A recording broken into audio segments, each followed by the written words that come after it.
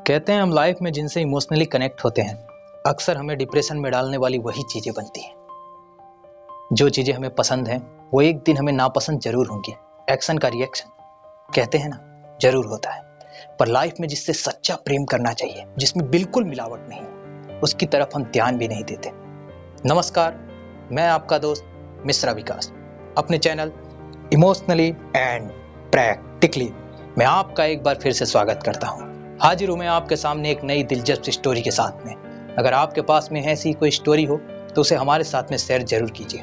हम उसे अपने वीडियो पे प्रेजेंट करेंगे और जानेंगे कि इनसे इमोशनली क्या मिस्टेक हुई है, बट इनका रिएक्ट प्रैक्टिकली क्या होना चाहिए।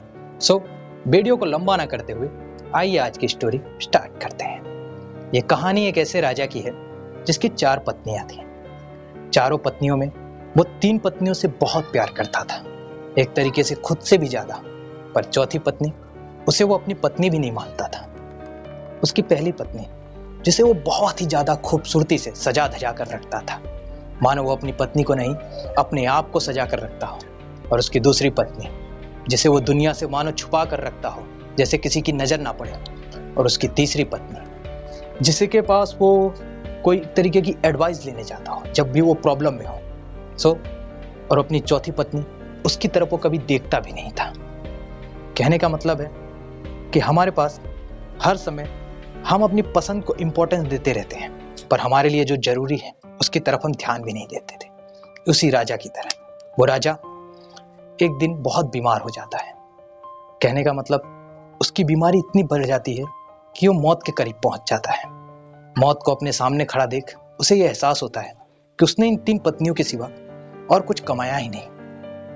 वो पहली पत्नी की तरफ देखता है, क्योंकि राजा की मरने के पहले एक ख्वाहिश होती है कि उसकी जिंदगी भर की कमाई इन 3 पत्नियों में से कोई उसके साथ में एक बार जरूर चले।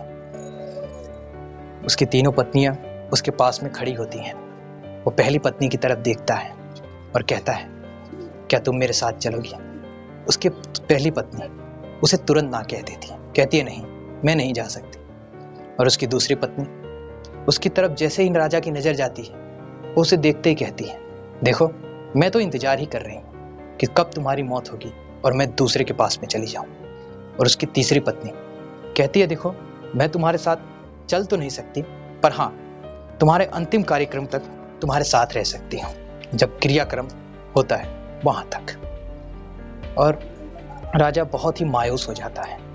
निराशावादी चीज उसे घेर लेती है। उसकी आंखों में मानो आंसू सा आ जाता है कि उसने जिंदगी भर जो कमाया था उसके साथ में कुछ नहीं जा रहा है।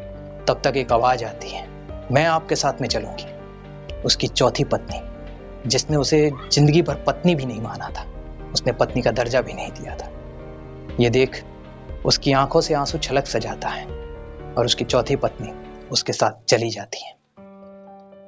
तो कहने का मतलब है, उस राजा की तरह हमारी लाइफ में भी 4 पत्नियां होती हैं। पहली पत्नी हमारा शरीर, जिसे हम बहुत ही ज्यादा खूबसूरती से सजा कर रखते हैं, पर हमारी मौत को करीब आता सबसे पहला साथ कोई छोड़ता है तो हमारा शरीर है। और दूसरी उसकी वो पत्नी जो उसके मरने के बाद किसी और के पास चली जाती है, हमारी धन दौलत, जिसे हम जिंदगी भर कमा के रखते हैं अपने पास में, वो हमारे मरने के बाद किसी और के पास ही जाती है। और तीसरी पत्नी हमारा परिवार, हमारे दोस्त, बंधु, रिश्तेदार, जो हमारे साथ हमारे क्रियाक्रम तक तो साथ रहते हैं, पर उनमें से हमारे साथ कोई जाता नहीं। और उसी राजा की तरह हम भी, जो अपनी चौथी पत्नी को हमेशा इग्नोर किए रहते हैं, हमारी आत्मा वही हमारे साथ में जाती है और हम इसे कभी अपनी पत्नी मानते भी नहीं है। कहने का मतलब यही है कि अपनी जिंदगी में इन 3 पत्नियों को इग्नोर करते हुए अपनी चौथी पत्नी को इंपॉर्टेंस जरूर दीजिए। मैं ये नहीं कहता कि ये 3 पत्नियां लाइफ में इंपॉर्टेंट नहीं है, पर एक बात जरूर याद रखिए, आपके अंत समय में आपकी वो चौथी पत्नी, आपकी आत्मा ही आपके साथ में जाएगी।